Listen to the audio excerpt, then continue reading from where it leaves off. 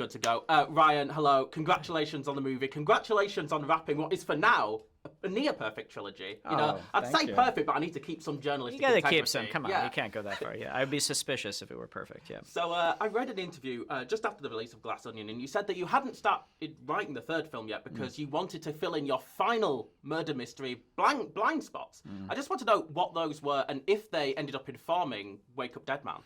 They did. I mean, I'll always have blind spots because it's such an expansive field, the murder mystery. But in this one, a lot of this movie came out of me discovering an author that I hadn't known before named John Dixon Carr, who wrote this at the same time as Agatha Christie, but is a lot less well-known than Christie.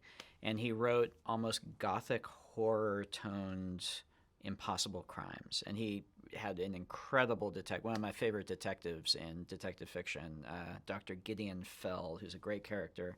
And I fell in love with John Dixon Carr's writing, and a big part of that is what led to kind of the tone of this movie. Yeah. The other entry point, of course, is that this film tackles faith and religion and all the various ways that it's interpreted and exploited. Benoit Blanc, of course, comes into this world as a skeptic. Was that also your entry point into this world when sitting down to write, knowing that the church would be the background?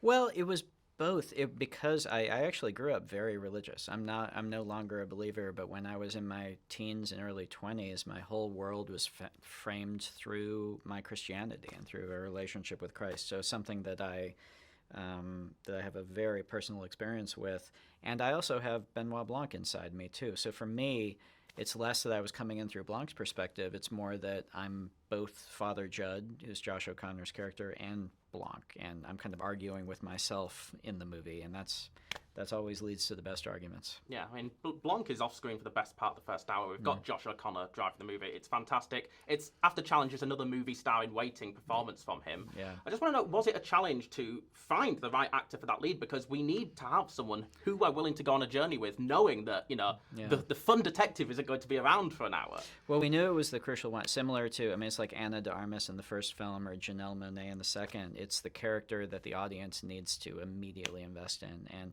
But it actually, I mean, we landed on the instant I saw Challengers and then saw La Chimera and realized what he was capable of. I just instantly felt like, oh, this is the guy. And I feel like we got very, very lucky. We hopped on the Josh O'Connor. I don't know if we'd be able to even get him today because he's taken off and he's such a lovely guy. But I can't wait to see what he continues to do. Yeah, because I think he's hopped straight from you to Spielberg. So you got in. He's going straight to Spielberg. He's working with Joel Cohen now. He's just like in the stratosphere of legends. So, but he's a really special actor, and I think he's gonna continue to be wonderful for years and years and years. Yeah. Yeah. Like the previous two films, it's obviously a satire on another aspect of Trump-era America.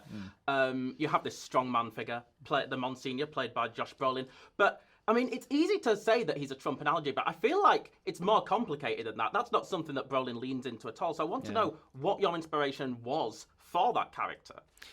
Well, I mean, the whole thing is kind of me wrestling with a lot of really personal feelings about faith, but also about the intersection of faith and politics. And so for me, Wix represents everything that feels the least Christ-like to me about what can sometimes happen in that intersection, and that I feel like I'm the most upset with. And Father Judd represents so many of the things that for me were the wonderful things about having faith, and the things which are largely the red letter parts of the Bible. They're the things that Christ actually taught. So yeah, for me, Wix was not necessarily an analog of any specific political figure, but very much a representation of what said figure is putting out in the world, and how they're taking things that should be exactly what we need more of right now in terms of the loving teachings, in terms of loving your enemies and having grace and having humanity and loving the weak, and flipping those on its head and teaching the opposite values. That, I think, is poison, and that right now deserves to be called out as that. So just to wrap, Of course, you've said no spoilers. I'm not going to do such a thing. No, but let's just say that Benoit Blanc ends this story in a very sort of unique place within his career. It feels like this could be his last case. It feels like it could be a new chapter for him. Yeah. Were you writing this specifically as a farewell?